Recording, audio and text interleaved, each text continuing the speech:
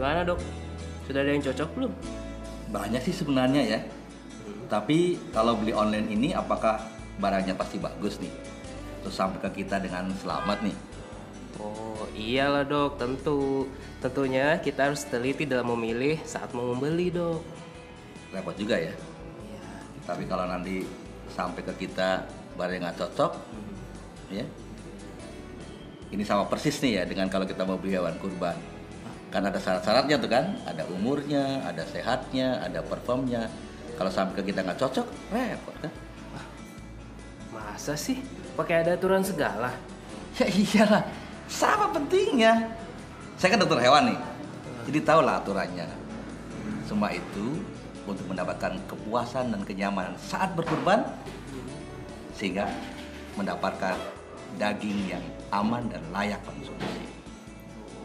Gitu. Kepuasan dan kenyamanan saat berkurban ya? Iyalah, nih lihat. Cara memilih hewan kurban yang baik. Kita harus tahu persyaratan saat membeli hewan kurban, yaitu jenis hewan ternak, sapi, kambing, atau domba. Apakah sudah cukup umur? Taunya dari mana kok sudah cukup umur dok? Lihat gigi depannya. Kalau sudah tanggal, berarti sudah cukup umurnya. Lalu syarat berikutnya apa dok? Jenis kelaminnya sebaiknya jantan. Lah, emang kenapa harus jantan? Aturan pemerintah kita melarang pemotongan betina produktif untuk menjaga dan meningkatkan populasi. Kalau sudah tidak produktif, apa layak buat kurban? Kan kita memberikan yang terbaik. Oh, iya ya. Terus syarat lainnya apa lagi tuh dok? Tidak cacat.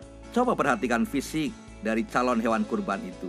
Cara berdiri dan berjalan, cara bernafas, kulit dan bulunya, area mata, area hidung, area bibir dan mulut, area anus, dan lihat pula kotorannya.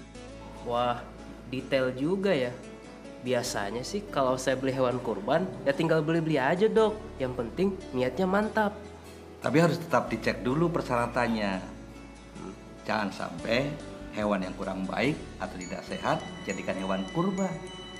Banyak penyakit hewan yang bisa menular kepada manusia. Itu yang disebut dengan zoonosis. Penyakit hewan menular ke manusia. Itu seperti apa dok? Nah, lihat. Jika kita tidak cermat memilih hewan kurban, inilah dampaknya. Antraks. Penyakit ini disebabkan oleh bakteri yang menyerang hewan mamalia, paling rentan hewan ternak seperti sapi, kerbau, kambing, dan domba. Disebut juga radang limpa karena hewan yang terinfeksi organ limpanya akan mengalami radang dan akan membengkak. Gejala yang khas dari penyakit ini pada hewan adalah keluarnya darah berwarna merah kehitaman melalui lubang hidung, telinga, mulut, anus, dan vagina, serta kotoran ternaknya cair dan sering bercampur darah.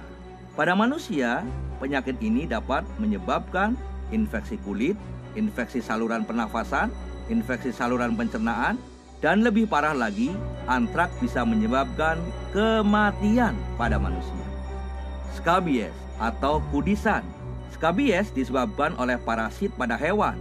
Gejala klinis pada hewan biasanya terdapat keropeng kemerahan pada lipatan kulit seperti mulut, telinga, atau bagian yang lain, dan kulit hewan jadi bersisik.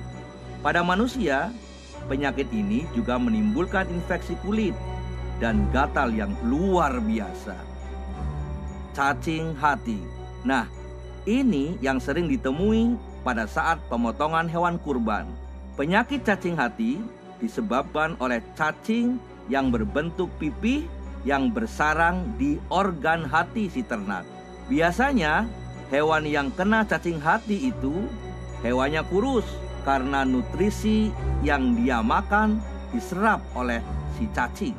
Kalau kita mengkonsumsi hati yang terkena cacing hati, kita bisa mengalami gangguan pencernaan. Ciri-ciri hati sapi yang mengandung cacing hati biasanya berwarna pucat dan bagian yang menjadi sarang cacing akan mengeras karena terjadi pengapuran. Kalau ada hati yang terlihat seperti ini, sebaiknya tidak dikonsumsi organ hatinya. Dan sebenarnya masih banyak penyakit yang bisa ditularkan terhadap manusia. Wah, serem juga ya dok kalau kita asal saja beli hewan kurban. Makanya harus cermat dan teliti sebelum membeli. Jangan sampai niatnya berkurban, tapi daging kurban yang dikonsumsi menjadikan orang itu sakit. Iya ya dok. Pastikan hewan kurban telah diperiksa oleh dokter hewan. Hewan yang sudah diperiksa oleh dokter hewan berwenang di dinas biasanya dilengkapi dengan SKKH atau Surat Keterangan Kesehatan Hewan. Lalu, laporkan jika ada ternak sakit atau mati mendadak ke Dinas Peternakan setempat, atau setelah penyembelihan ditemukan organ dalam dari ternak yang tidak normal. Dan kalau ada hewan sakit atau mati, jangan dipotong. Pokoknya tenang saja. Selama kita mengikuti aturan hewan sehat untuk kurban, insya Allah aman untuk kita semua. Wah, kalau belanja online memang saya sih jagonya. Tapi kalau terusan beli ke hewan kurban, dokter deh jagonya. Oke, besok saya beli hewan kurban jadi lebih teliti untuk keamanan dan kenyamanan bagi orang yang menerima daging kurban saya, serta kepuasan bagi saya yang menjalankan ibadah. Cie, ini baru keren. Jika hewan sehat, manusia pun sehat.